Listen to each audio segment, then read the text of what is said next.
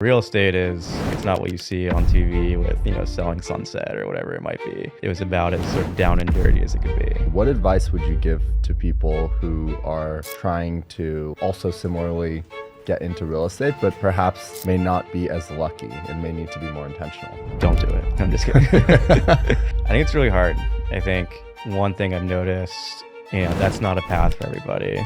Probably wouldn't recommend that. What happens when a Philly sports fan with a knack for independence lands in New York real estate? In this episode, Andrew Steiker-Epstein, CDO and Brokerage president at Charney Companies, unpacks the lessons he learned from a childhood spent listening to his dad's business calls, the reality of starting out as a quiet kid in a new city, and why building genuine relationships matters more than any sales pitch. From caddying on golf courses to demoing 100 tech platforms, Andrew's story is about finding your own way, sometimes by accident, always with intention. I think a huge sales skill that I learned that I think I would tell anyone is very quickly understand what someone's asking of you. Very quickly get to the problem. I think a lot of people don't do that. They're so focused on the sale or the outcome. And I think my ability to really understand what someone is asking and then be able to deliver exactly what that thing is something that really has been a super valuable skill. I would say a couple pieces of advice is, do an internship, even if you have to do it for free. And I know there's a lot of stuff saying never work for free. Totally disagree. Get yourself in the door, 100%. Build relationships and focus on relationships. When you think about a decade and a half of your career, what strikes you as some of the most challenging moments or periods in that career? I think it was when Property managers lose hours chasing rent, while delinquency and filing costs add up to massive losses. The financial impact? Millions in unpaid rent sold to collections agencies that recover just 20 to 30%, while taking a huge cut. Now, the Kelsey you trust for leasing helps you recover more rent in-house, reducing reliance on agencies and maximizing revenue. With Collections AI, Kelsey automates rent and move-out collections, from the first missed payment to move-out, while ensuring compliance across jurisdictions. Easily train and set up Kelsey on your company's collections process, including CARES and state-regulated workflows. She doesn't just set reminders. Kelsey answers resident questions, tracks promise to pay dates, and follows up persistently to keep payments on track. Need oversight?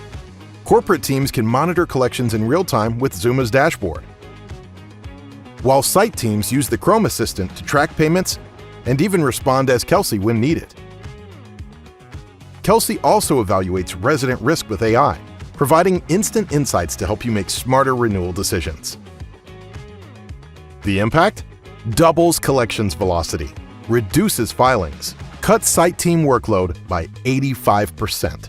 Stop leaving rent revenue on the table. Let Zuma's Collections AI handle the heavy lifting while you focus on what matters. Get started today. Man, New York is just so different from LA. I live in LA, and I was chatting with him before this, and I was like, damn, it's pretty hard to get around, I feel. Well, I guess they have the subway, but if you don't take the subway, you end up paying like $40 for Ubers. Yeah, Uber got super expensive. Yeah, and it was raining yesterday, and I was going to this dinner, and I didn't want to be late, and I ended up taking Uber, but it was like $60 for a 15-minute ride, and then like $70 on the way back. I was like, Jesus. If it's raining, you're toasted. Toasted. Yeah. Surge pricing, it's insane. Have you been in New York for a while? I have. I guess I've been here for about, I want to say 13 years. Which I hear makes you officially a New Yorker, but... Is that the threshold, 13 years? Apparently it's 8 years. 8 years. Yeah. So I've hit that threshold, but I grew up in Philadelphia, so still a Philly boy at heart. Okay, so you're East Coaster. East Coaster. And have you ever lived on the West Coast at all? Never. Okay. So what was growing up in Philadelphia like? Tell me about that. I love Philly. I'm a huge sports fan, so Philly sports pride is a huge thing. And grew up going to games. Remember going 4 years old to the 1993 World Series. That was really cool. I grew up in a small neighborhood called Mount Airy. Really great place to grow up. I don't know if it's still true, but the stat I heard is that it's the only neighborhood in the entire country that has maintained a ratio of at least 60 to 40 or 40 to 60 minority and non-minority. So pretty crazy stat. Wow. 60 to 40 or 40 to 60 minority, not non-minority. Yeah. And what did your parents do for work? My mom was and is a consultant for nonprofits. My dad started his own ESOP firm, which stands for Employee Stock Ownership Plans. Oh yeah, ESOP. How did he start that? Good story, actually. He was hitchhiking to his 5-year reunion at Wesleyan, and he got picked up by a guy who had his own ESOP firm. And, my dad went to law school. He was into public interest, didn't want to go to big law, wanted to do something meaningful, was trying to figure it out. And he talked to this guy, picked him up, ended up interning with him, and then started his own ESOP firm at 27 years old. Wow. That's crazy. So when you look at your parents, do you have any siblings? I have a sister, yes. And she's younger? She is younger. She's younger. Okay. So when you look at your upbringing and your parents, like, what do you feel like was most impactful for you in terms of what you learned from them? I think what was most impactful is they gave me a lot of independence. My mom would say at too young of an age. My dad would send me at 5 years old across the street to get pizza when I was at his office, that kind of thing. I think just overall, like, just sort of,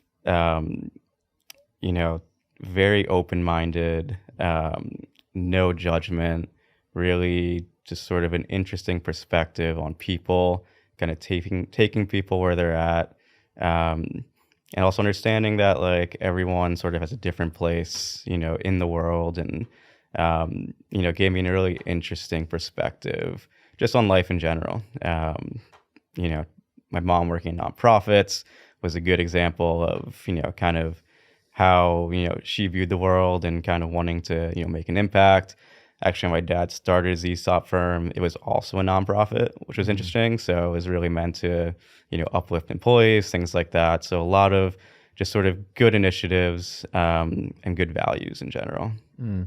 And you said your dad pushed you to be more independent than your mom. And was that an intentional? It's interesting because that's exactly how it was for me growing up. So my dad was the dad that would be like, oh yeah, like they're somewhere in the playground. Like, I don't really know where they're at, but I'm sure they're fine at like 3 years old running around. And my mom was more, careful and nurturing.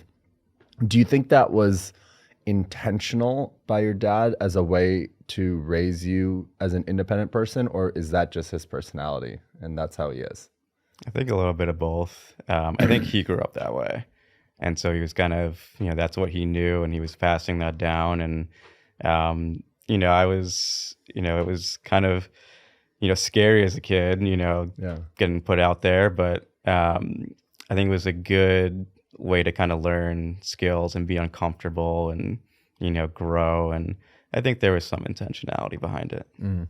Do you have a lot of memories from your childhood? Yeah, I think so. I was talking to a friend of mine yesterday, a few days ago, and he was mentioning that he only has, shocked me, he only has 4 memories after 7th grade.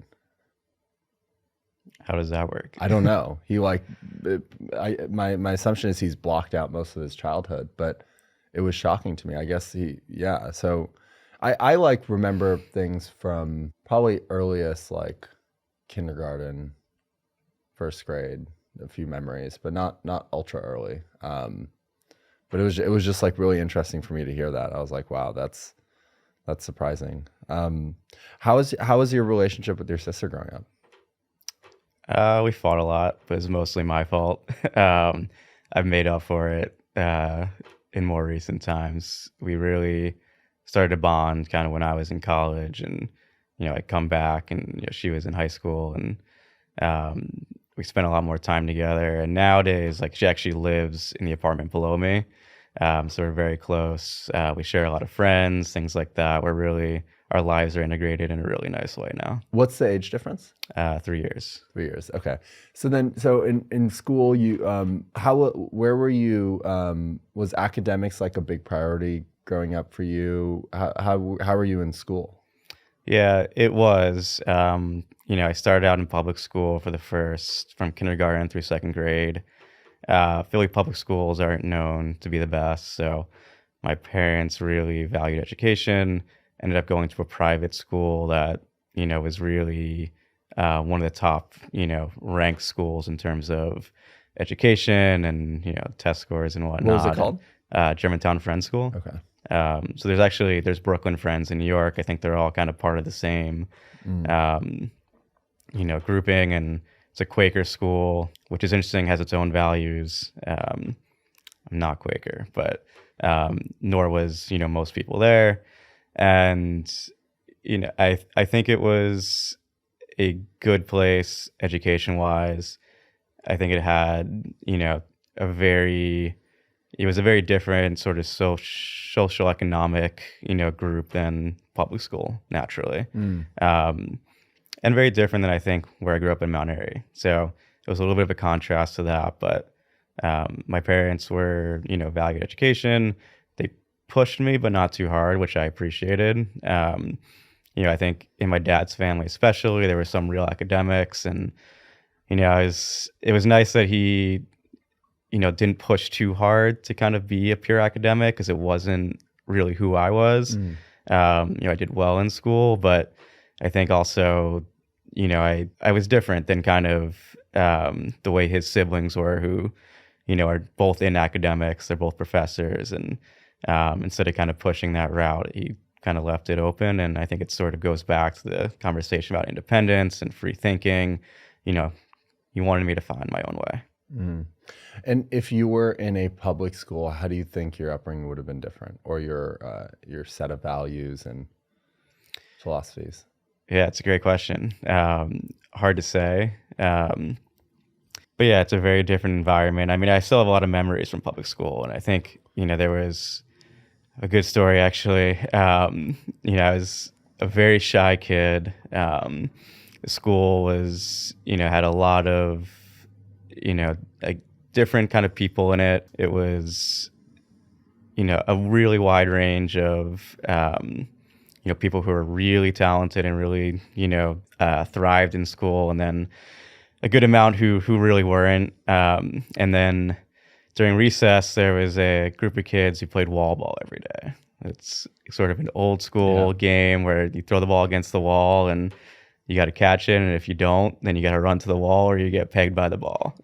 And, I was a small, really quiet kid, and I just kind of walked up, and I don't remember how it went down, but I started playing, and I was a decent athlete, and, so I could catch the ball and I'd throw it. And after a while, it became part of the game, and, with a very different group of, kids than, what I was used to.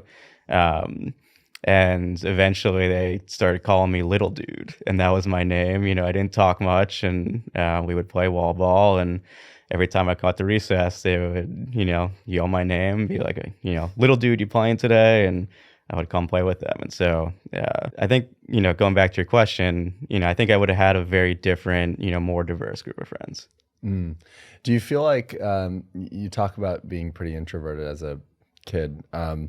How do you think that has translated or not translated in your adult life today? Do you feel like you've changed majorly, or do you still largely feel like similar to how you were as a kid?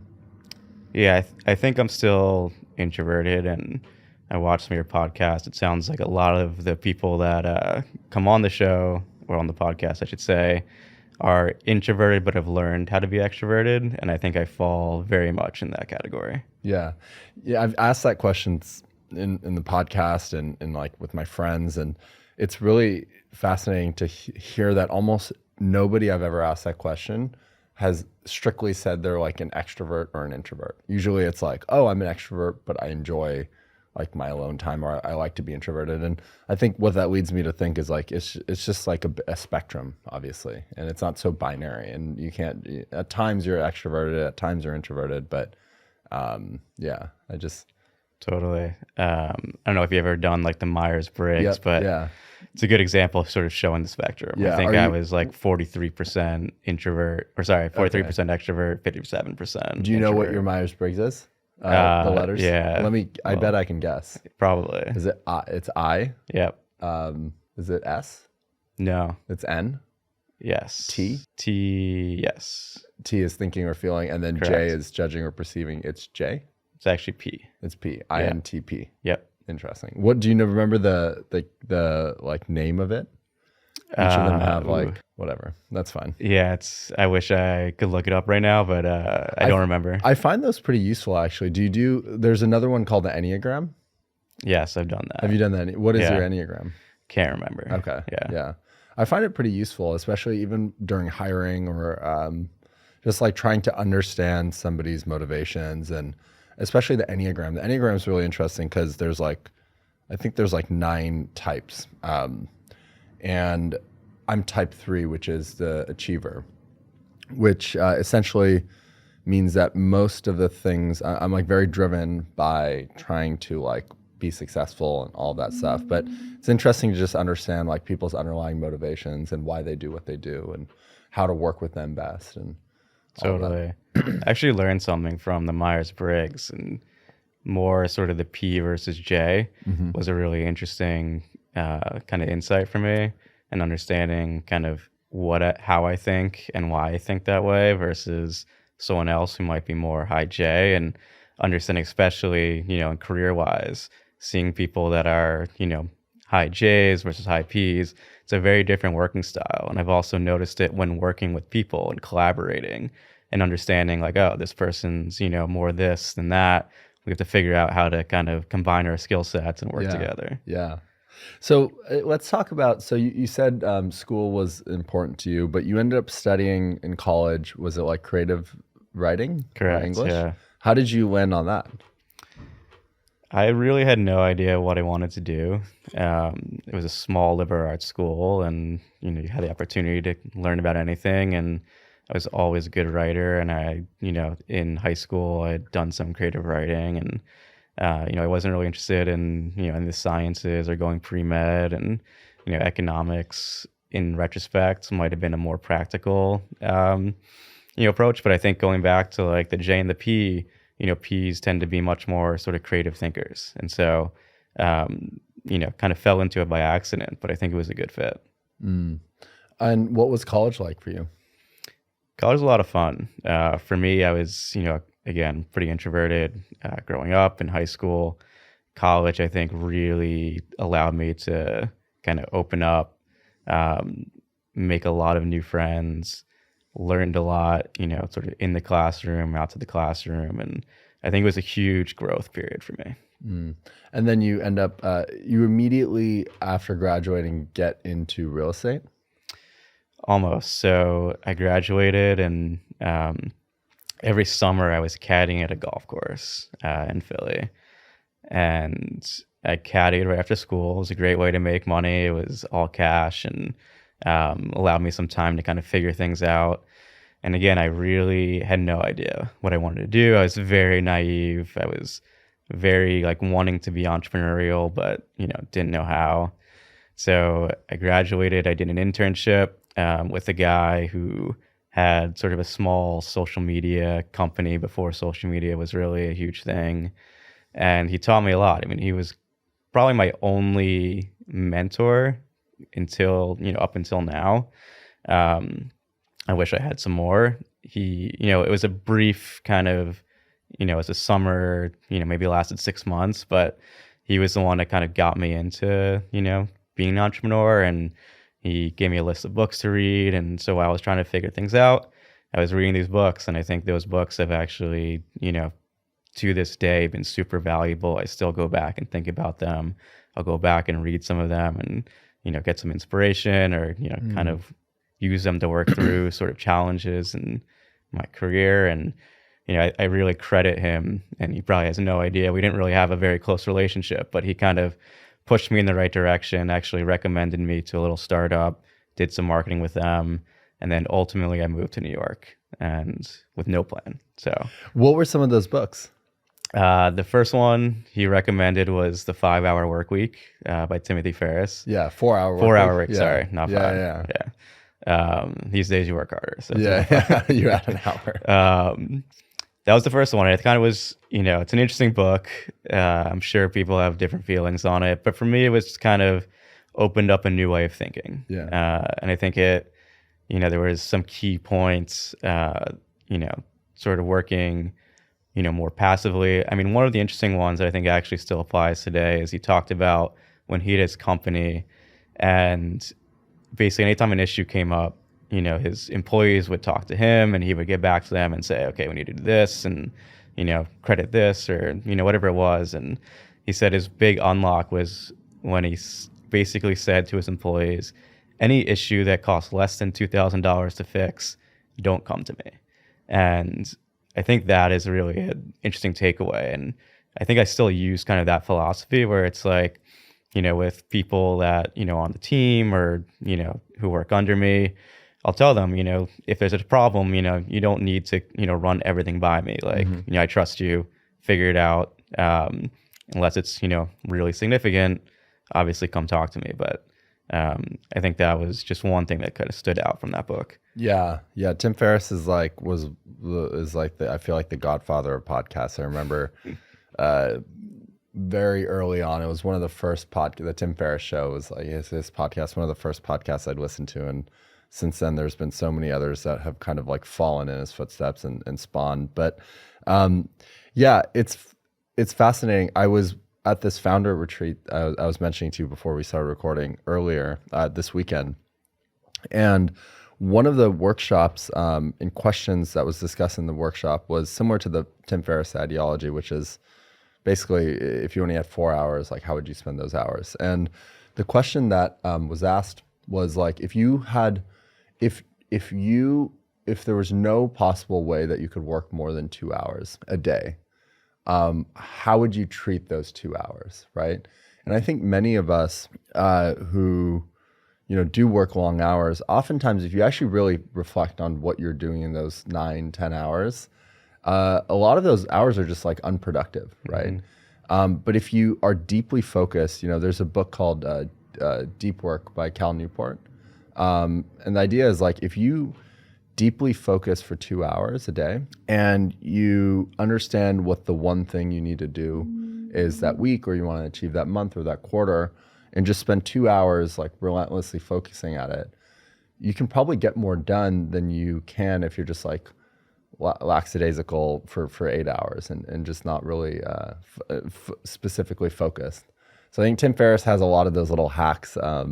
I think in the book, is it like delegation? That's a big part. Delegation is a huge part, which I do maybe too well these days. Too well these days, yeah. I think in that book, it might be a different book, he talks about the 80-20 rule, which I'm a huge proponent of, and goes to your point of like, 9 hours only, maybe 2 are, actually productive, and it kind of, speaks to that 20% of what you do produces 80% of your results. And so that's one that's stuck with me as well.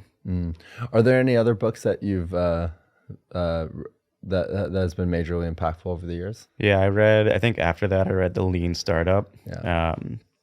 That was a really interesting one. And I think my company today is very lean. And so still, I take a lot of principles from that. I think Built to Last is a really awesome book.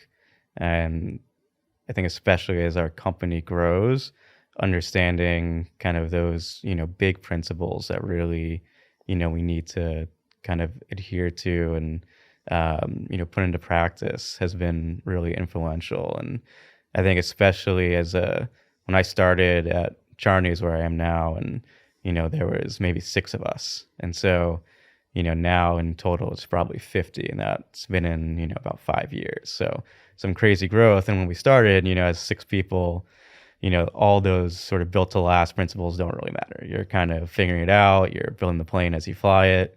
Some might say we still are, but, I think now that we're growing, it's like, oh my God, like, this stuff is actually going to be, it matters. And as we continue to grow, focusing on sort of these big principles that, will kind of guide the growth and allow the company to scale without sort of losing the core values are, it's an interesting concept. And so kind of right now, I would say like actively putting those things into practice. And even before you started at Charney, what was the progression of your career up until that point? You started as a leasing agent? Real estate agent? Yeah, so I moved to New York. A friend actually had an apartment that his uncle owned, and he said I could stay for free. So I had no idea that was like such a big deal back then. That's like the classic entry point for most people in real estate. Yeah, exactly. If you want to survive, you kind of need to. So I moved to New York, and no plan, but had a free place. And I started actually, my first job in New York was as a production assistant. And that only happened because I was looking for a job. I had, again, no idea what I wanted to do. And someone posted on Facebook, back when people used Facebook, that there was a job opening that they needed like urgently a production assistant for this documentary that we're filming. So I replied, and she got back to me like, an hour later and was like, amazing, can you come in today? And so I was like, sure. And, not knowing anything, I went back to my apartment, I put a suit on, and I went to the Thompson Hotel in Lower East Side and walked into, sort of the production room. And obviously in a suit in production, was kind of stood out. And so, that's what I thought you do. And, seeing everyone sort of dress very casually, I felt very out of place. But I think people appreciated like, oh, this guy's serious. So I started doing that. It was actually a very cool production for a documentary about Angolan dancers. And so spent a lot of time going to like nightclubs and, filming, the dancers there. And then ultimately sort of ended at the Roots Christmas party at Brooklyn Bowl, which was a cool experience, and was, got to be backstage and had a great time. And then eventually after that, I started doing some marketing sort of freelance wise for the production company that, had hired me for this. And that was interesting. And, after a while though, I realized, that there wasn't sort of a full-time career there. And the way I got into real estate is my friend who had sort of given me the room in the apartment got into med school, and he was basically like, I'm leaving. He was actually went to Jefferson in Philly and was ultimately like, you have to, find your own place. And we didn't really talk about, that being a possibility before. So I was like, kind of like, okay, like, and that was kind of like the sort of the rude awakening of, time to kind of figure things out. And so I needed a place. I walked into a random real estate office, kind of, looking to find a place. And they were like, oh, by the way, we'll pay for your real estate school if you come join us. And so I was like, wait, so you were just going to find a rent a place? I was just going to see how to find an apartment. Again, had no idea like anything about real estate, how this stuff worked. I was, kind of had a couple months to, figure things out. And ultimately, I walked in, and, I always wanted to do something entrepreneurial. I was, kind of doing freelance stuff, and, this felt like a good fit where it was, you can kind of build your own business, but have a little bit more foundational support from a real company. Yeah. And why did you always want to do something entrepreneurial? And when you said always wanted to do something entrepreneurial, when did that first stem? Are you talking about like your childhood? Are you talking about like high school, post-college?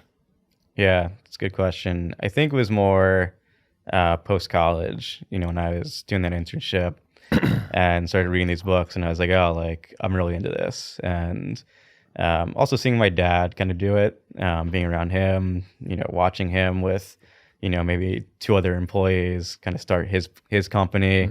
I think that was a really interesting just kind of perspective. And I think a lot of, kids don't get to see that. If you have parents who are sort of working full-time jobs and are employees, it's harder to kind of get the sense of like what that sort of lifestyle looks like. And I think also like, I was not someone who could just, grind at sitting in an office. I did an internship for Merrill Lynch when I was in college, and I hated it. I was doing spreadsheets, things like that. And I think I realized that like, sitting at a desk and just kind of crunching away at numbers was not my thing. And so ultimately kind of wanted to kind of do something creative and, figure it out. And, this is how I kind of got into it. When you think about, you mentioned watching your dad, because this is another thing that comes up a lot when we chat with people, is the number one way people learn from their parents is usually observation over what's vocalized, right? Like your parents can tell you to do something, but you really ultimately learn from what you see them doing. So when you say you watched your father kind of like work with these two employees, how did that translate to you? I guess like I'm just curious because my parents weren't entrepreneurial, so I never had that direct experience. Nor did I ever actually want to be an entrepreneur or thought I was going to be like a founder or entrepreneur. So I guess I'm just curious how observation of your parents growing up leads to like you also wanting to embody that. Like, were you consciously thinking about it, or maybe you can talk about that? Yeah, I haven't really thought about that, and I don't think it was conscious. I think it was just kind of learning by sort of association. And there's a joke in my family that I thought my dad played solitaire for a living because I would sit in his office, and I think he sort of someone who always needed to multitask. I think he had a little ADD, and so he'd be on the phone and just kind of playing solitaire. And I thought that's what he did. But I think like what I really noticed is from my mom, also being an entrepreneur in her own right, and seeing sort of the flexibility and the ability to both be at home with my mom, and who could take care of us as kids and also work. Seeing my dad, and I think a lot of it too is just listening to phone calls, and I think that's something that I've really soaked in. And it wasn't just my dad; it was actually his dad as well. Listening to phone calls? Yeah. So you're overhearing them talk on the basically like work-wise. So yeah, my dad's dad was a pediatrician, and he had his own practice with 3 other guys. And I spent a lot of time with my grandparents growing up, and I'd listen to him sort of give medical advice on the phone, and in the style of it, where it was like very even keeled. It was diagnosing the issue, being able to talk about really listening to sort of very anxious mothers or fathers often, and the way he calmed them down. And similarly, my dad, I think, had the same style where he was giving legal advice, and it was done in a way where it was really sort of understanding the issue, understanding kind of diagnosing what people needed or wanted, and then be able to very calmly and very intelligently kind of guide them. And I think that was something that I really picked up, was listening to that and being like, oh, like I want to be the person who's doing that, and be able to like talk confidently and walk someone through a complicated situation. That's really interesting. So you remember, what age was this? Was this like high school?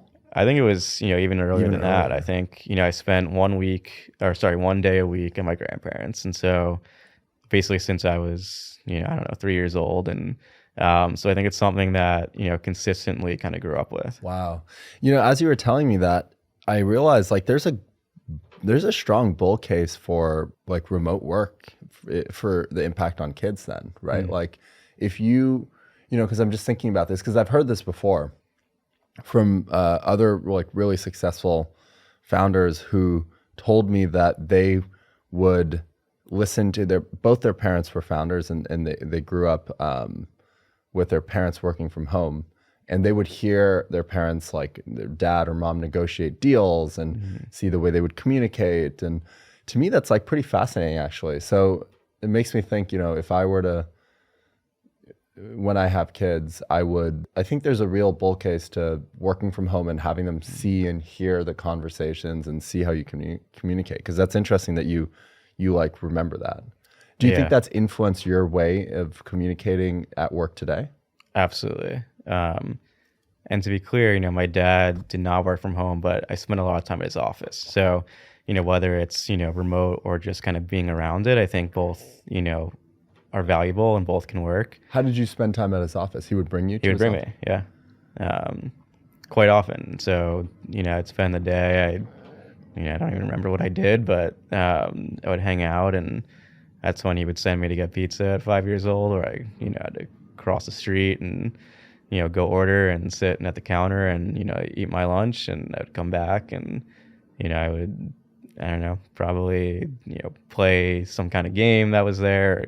I think might have been a small basketball hoop that I would just kind of mess around with. And then I think to your question about how it influences today, I think it's had a huge impact.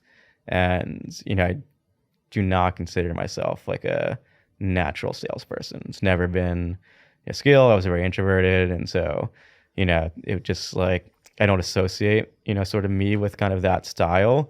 But I realized, and I think where the impact has been, especially as a real estate agent, in sort of I guess it was about, 8 years until, I moved to Charney, is that I realized that I had a lot more sales skills than I realized. And that came from, sort of being able to communicate the way they did, which was really be able to kind of understand someone's motives, understand their needs, diagnose kind of, what those things are, and be able to, calmly and intelligently, give them advice with sort of no, not being attached to any outcome.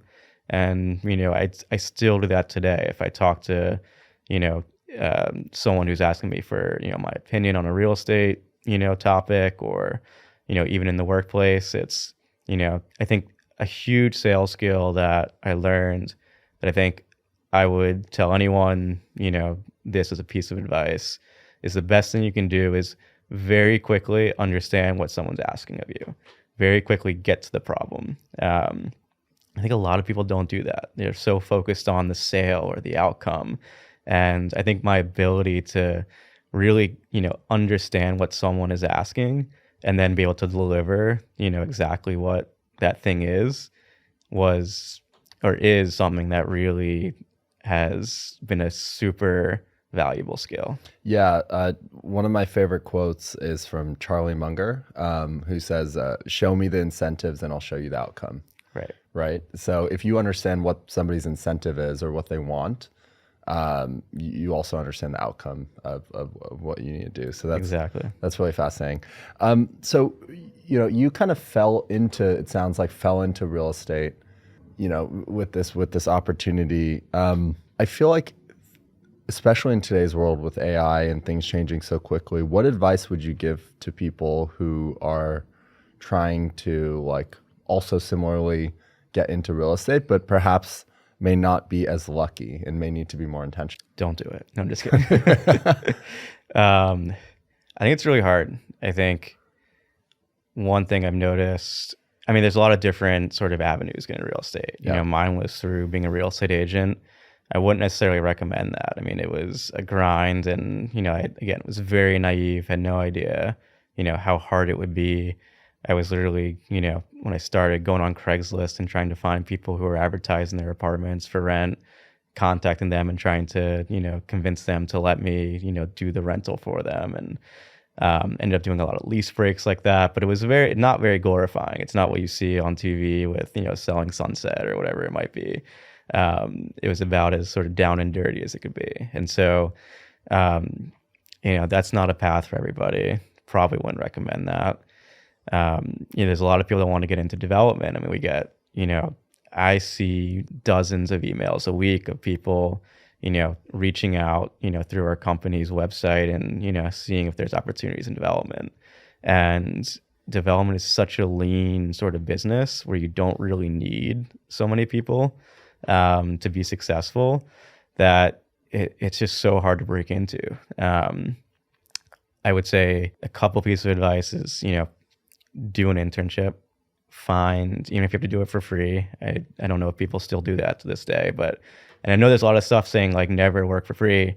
Totally disagree. Like, get yourself in the door, 100%, build relationships and focus on relationships. I think a lot of success just comes from getting to know someone who's farther along in their career, asking them for advice. That's one thing I, give advice to give advice to people is ask people for advice. Like, that's an amazing way. If you're not feeling very confident or, have trouble building relationships, that's the best way to build relationships.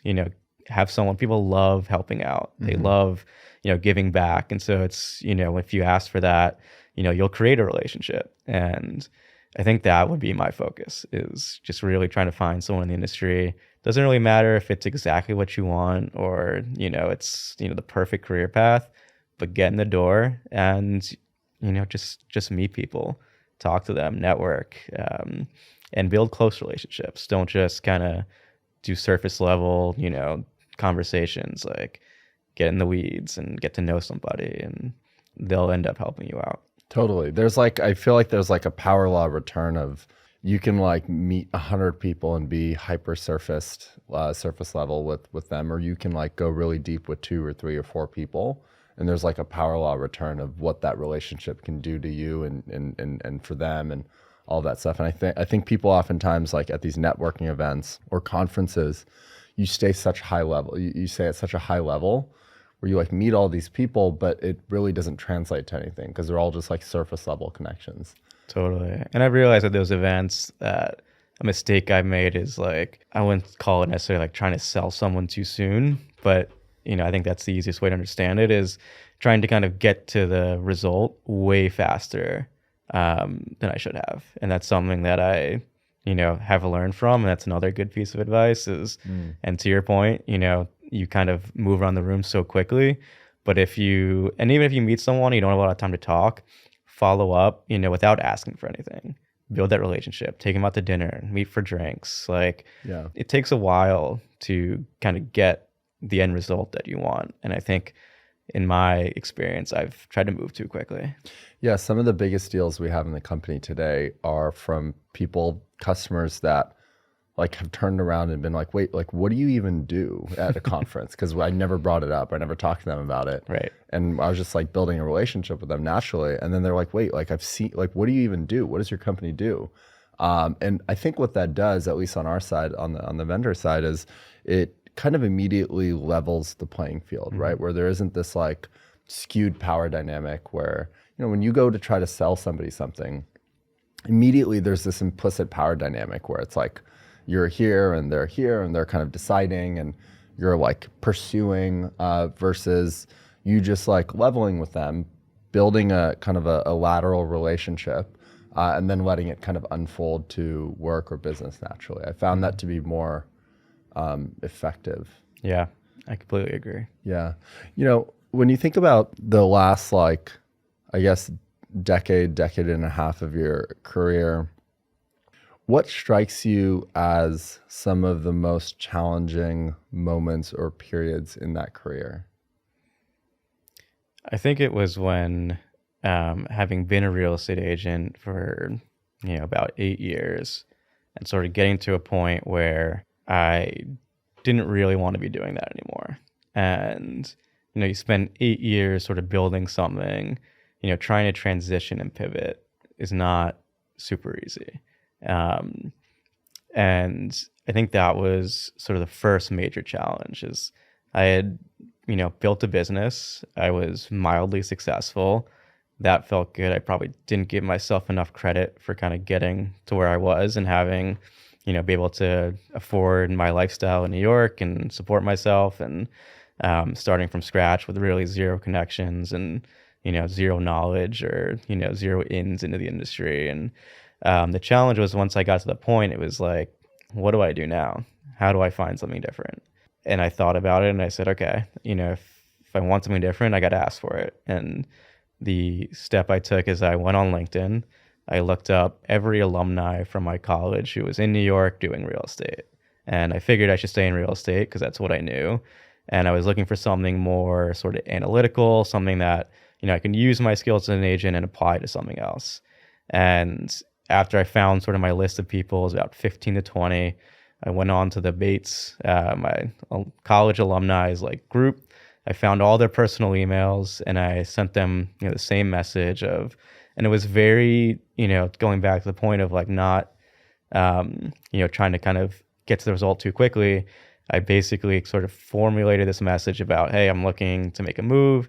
Can you give me any advice? I'd love to talk to you. It was very sort of informal, not asking for a job right off the bat.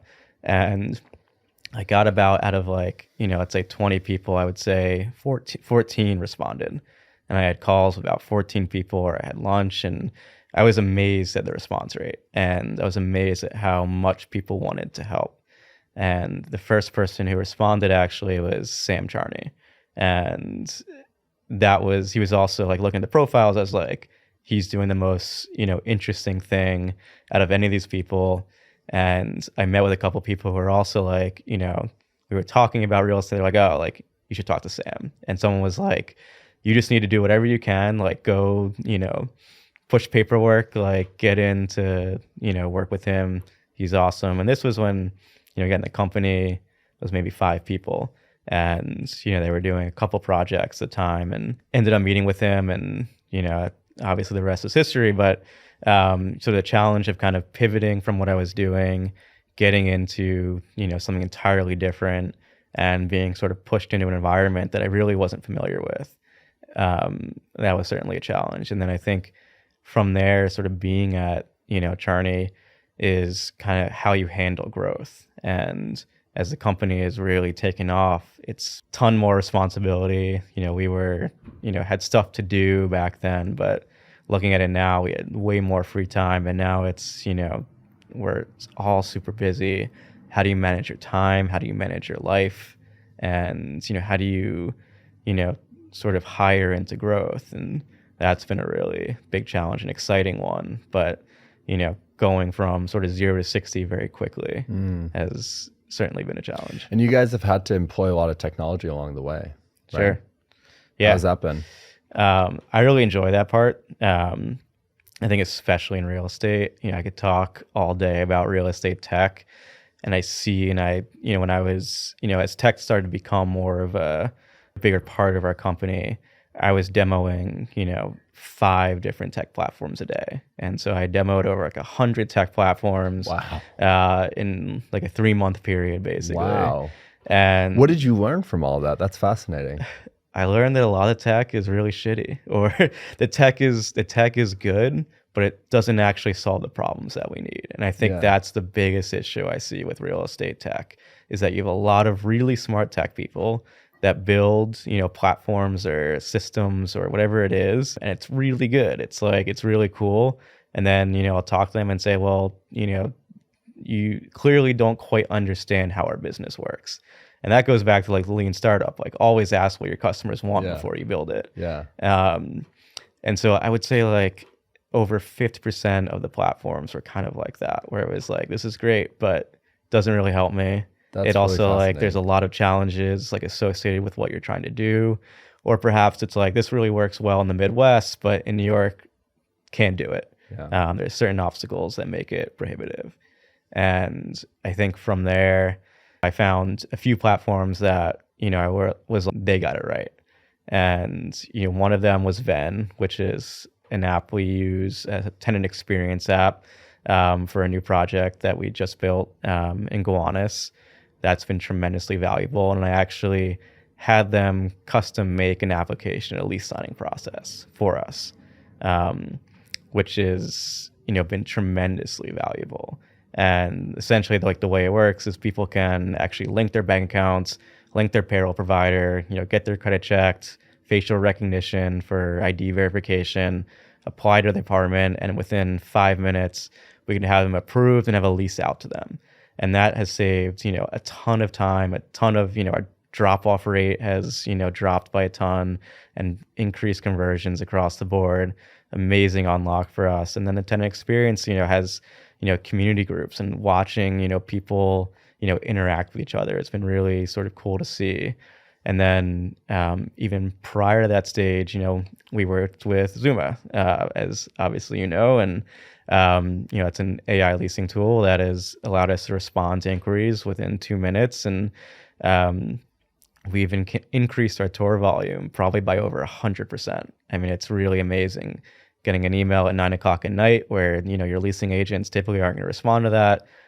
The AI is responding to it right away and sort of clean and clear language, and be able to have those conversations with people, and ultimately, booking a tour based on our leasing agent schedule. And, from there, the leasing agents take it, and the leasing agent is still massively valuable. But that process that just kind of takes away the pain point of, response time, which I still believe is one of the most important things in the industry, has, resulted in, really awesome success for us at Union Channel and Gowanus. That's awesome. Yeah, no, thank you. I think like going back to your point, what you learned after demoing 100 platforms and realizing that a lot of the companies are not actually solving the core problem for you or for the general customer base. One of the things that we did when we were building the company first was my co-founder actually became a leasing agent full time. I don't know if you know this. I don't. He worked at SpaceX for a little bit and ended up basically becoming a leasing agent for 9 months at a family-run property management company. And our thesis was that if we're going to build a platform for a customer, like we need to become the customer and actually like understand the core problems. And I think we take it a step further where, yeah, you listen to your customers, which to me is like default. You should do that. But I think even further is like you become the customer, right? Like dog food the product or understand what it is actually like to be a leasing agent, to own a property management company, to be an operator. And I think when you do that, you then unlock like really deep insight into the core problem and how to solve for that problem. Totally. I think it's the same model that Robert Refkin and his partners did at Compass, where they became real estate agents. And the original idea was they wanted to replace real estate agents. And so in order to do that, they needed to understand kind of what that landscape looked like. And ultimately, it's a great example of like, if they hadn't done that, they would have tried to build a platform that replaced them and would have been unsuccessful. And by being real estate agents, they learned that they actually, wanted to empower real estate agents and actually build a company around supporting them as opposed to replacing them. And so another great example, and I did not know that story, so thanks for sharing. Yeah. And I think it makes complete sense. And I think that's, again, where the gap is that tech people often don't understand real estate, and real estate people don't often understand tech. And because of that, you get a lot of platforms that just aren't useful. Exactly. Where do you, I've talked to tons of people about obviously AI and the impact of AI on the industry. And I think there's a fairly mixed bag of responses, right? You have one party that says that the human touch and the human experience will always matter. And there's a level of automation and AI that will eliminate a meaningful part of that labor, but the core aspect of the human relationship will always be there. And there's the other party that says that, things are accelerating and moving so quickly that we may move away from having on-site teams completely. Where do you kind of sit, and what's your view of the impact of like AI and technology over the next 3 to 5 years, given how fast things have already changed in the last 3? Yeah, I'm definitely in the former camp. And actually, one of my original thoughts and ideas for the lease up of Union Channel, we signed you guys up, we had Van, and it was very sort of tech forward. That was really sort of a passion of mine. And then, my other idea was that, I wanted to do self-guided tours. And that was exactly what you're saying, which would replace leasing teams altogether. And, as we got closer, I realized that it would be, very disorganized. I think it would also not represent the product well. This was a really amazingly designed building. It has a long story behind it that I think is very meaningful, the architecture, the way we're involved in the community. And if we couldn't communicate that to people who were touring, I think it really wouldn't have been effective. And so I don't think you can ever really replace the human touch, particularly in real estate. And, particularly sort of in brokerage, which is so much relationship based. But even, our leasing agents they're the best leasing agents I've ever worked with. I give them so much credit for, how well they've done there and how well they represented us. But if you were to go on a tour with one of them, like, I think you would quickly see like how different that experience is versus not having any kind of human touch there. They're telling the entire story of what we're doing. We have other buildings go on us that will share amenities. And so there's the story of the campus, the story of like all the activism we're doing in the community. We've worked really closely with Gowanus, Arts Gowanus, and the Canal Conservancy and Powerhouse Arts. And there's, we have Arts Gowanus in our retail space right now doing exhibitions as a pop-up. And there's just so much about sort of the building, the architecture of the facade, which sort of represents the undulating, architecture of what was there before. And there's just like so many different touch points that I think the customer like really resonates with. And then also tell the story of Venn and like what kind of community they're actually walking into, and could not do that without the human element in there. When you think about what's next for you, or even where you see your career going, do you feel like you're always going to be in real estate? I think at this point, I'm in it. You're in it, yeah. Yeah. I mean, it's also like being a major part of what we're doing at Charney, and being part of that growth and being there from the beginning, obviously very tied to it. And it's also like it's sort of building something. It would be very strange to walk away from something that is, let's call it, half built. I think there's so much potential for where this company goes, and I'm always very aspirational, and sometimes I have to dial that back, but there's so many exciting things going on, and trying to figure out how to make an impact in real estate and do it differently. I think that's the one really cool thing that we do, is that we're sort of anti-corporate. We are much more sort of involved with arts and culture and tech, obviously, and trying to kind of be the leaders in that space. And I think there's like so many sort of amazing ideas and applications for all of those things around a company that is just doing things differently than what you see. Even in brokerage, looking at, Compass and Element and Quaker, and they're all sort of, even Compass, which was meant to be a tech company, is still, sort of traditional. And I think be able to, kind of meet people where they're at and give them something a little beyond that. I think there's really something there, and I'm super excited to kind of see where that goes. Andrew, thank you. This has been really fun. I'm glad we got to do this in the few days that I'm here, but I'm also glad this is your first podcast. So you did awesome. This is great. Yeah, thank you so much. Really, thanks for having me, and glad it worked out. Of course. Thanks, man. Cool.